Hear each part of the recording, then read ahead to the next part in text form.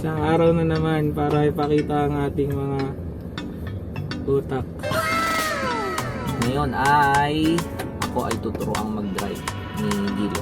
Let's do this! Okay. Ito ang goal dito ha. Okay. So, ang goal natin ngayon dito, nakikita mo yung linya. Tama? So, pakita mo yung linya. Ayan. So, yan yung linya, di ba? Nakikita mo yan. Yung linyang yan, kailangan di ka lalagpas dyan. So, ito yung lane mo. Susundan mo tong lane na to. Okay? Dito lang sa kanang side. Okay. So, for your first tutorial, abante lang tsaka atras. Paano matuto mag-drive? Ganito yun guys. So, ang una mong gagawin, kailangan matuto kang umandar. Basically, kailangan mo matutong umabante. Diba? So, paano ka abante? Okay, may tinatawag tayong clutch. May tinatawag tayong tag ito?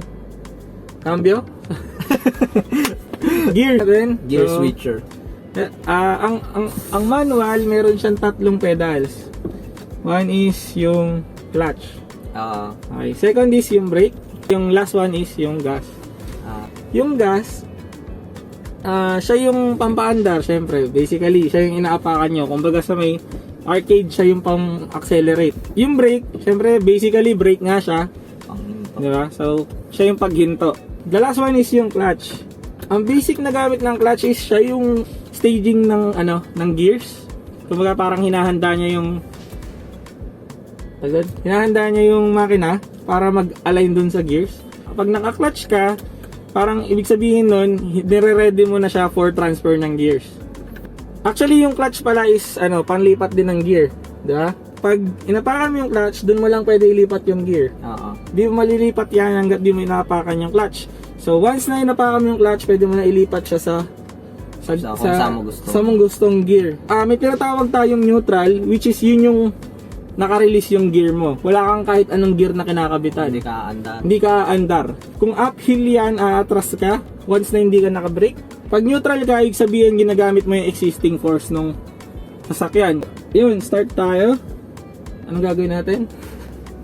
Didiretso. Okay, didiretso. Aabante tayo. So, para umabante, ang gagawin mo lang, clutch down, then, primera. So, primera is gear 1. Ang gagawin mo kahit wala kang apakan na andar yan, basta itaas mo yung clutch. Ayan. And then, kapag dadaan kayo sa mga humps, yan, clutch down lang ulit.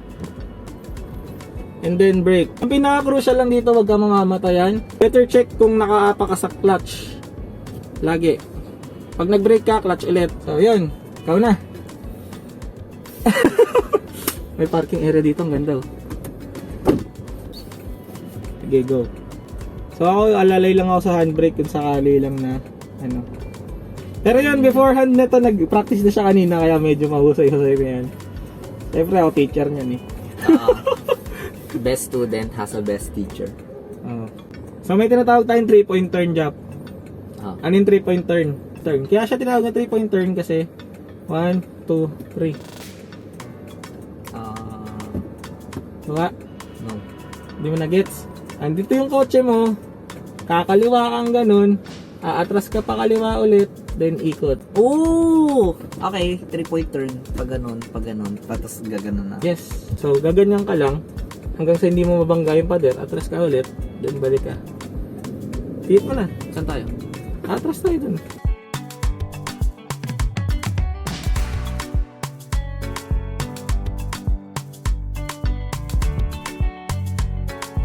Sige.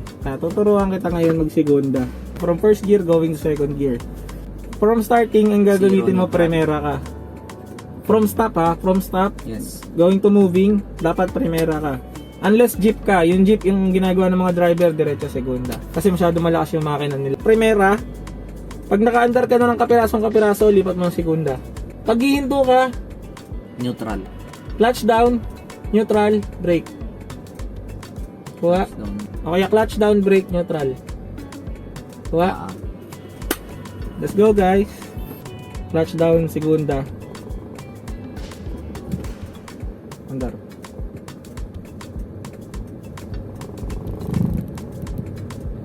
Touchdown. Brake. Brake? Malakas yun ah. Neutral. Neutral yan. Tuck na. Wa. Yes! Reverse. From Primera, ganun lang, tansyahin mo, pag umandar na, punta ka segunda. Kapag tingin mo, galit na yung makina, pero ako, tinitignan ko yung speedometer. Kapag ang speed mo nasa 30 na, pwede ka na mag-presera doon. So, 30 to 40, depende sa kotse. So, yung sa amin, 30 to 40, pwede ka pa sa presera nun. Sige. Okay na. Diba?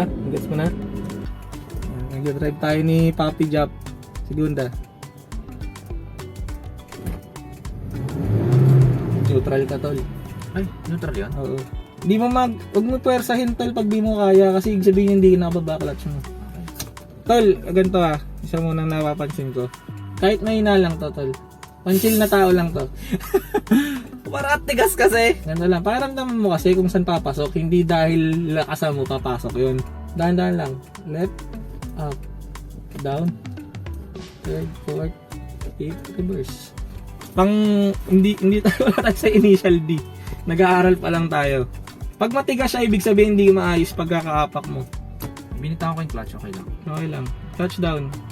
Preno. Yan.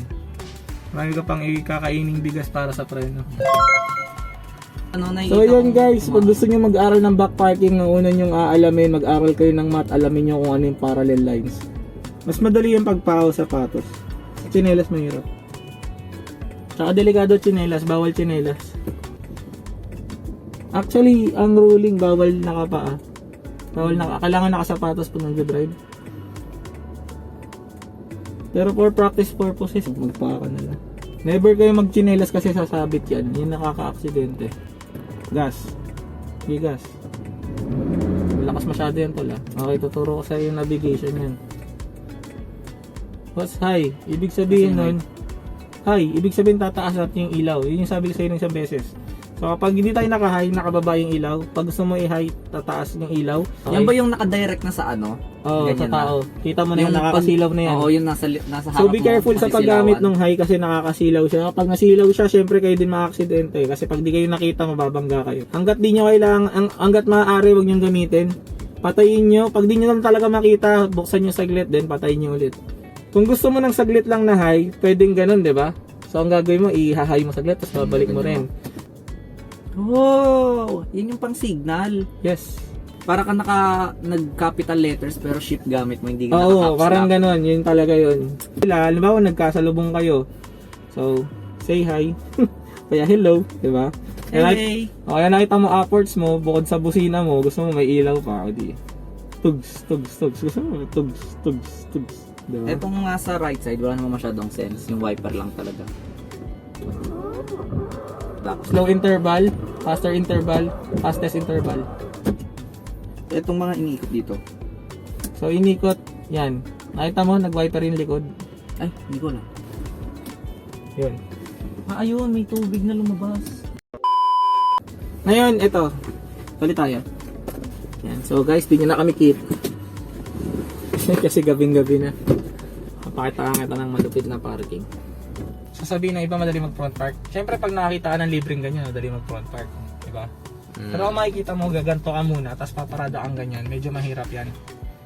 Okay. So, ang advice ko talaga, kung gusto niyo na madalian, yung back parking ang pantayin niyo. Alam mo, pag front park, kung may kotse dito, tatamaan mo yun.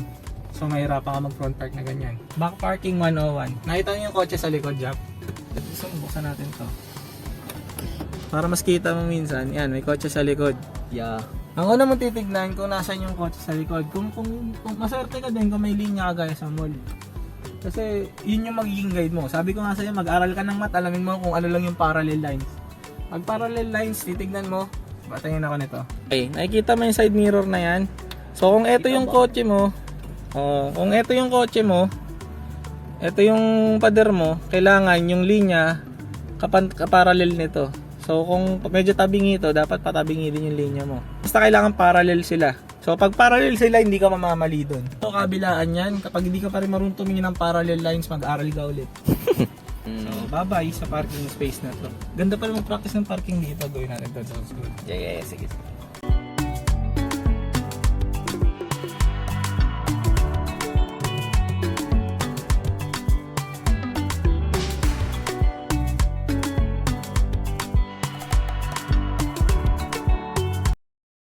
A few moments later.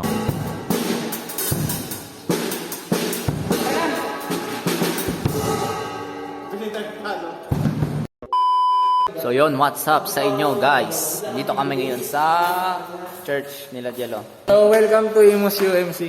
Yes, UMC? University Medical Center? Hindi. Joke lang. United Methodist Church. Yes. Kaya nandito kami kasi tinuruan ni Daniel yung isa sa mga Youth na pumalo no, ng drums. Habang tinuturuan ako kanina ni Jello mag-drive. No? Yun. Tapos ngayon, yun na. Tapos na. Nagbibigpit na. Tapos paalis na rin kami. Tuloy kami ngayon sa kainan. Nandito kami ngayon sa We're in Chowking. Chowking! Not sponsored.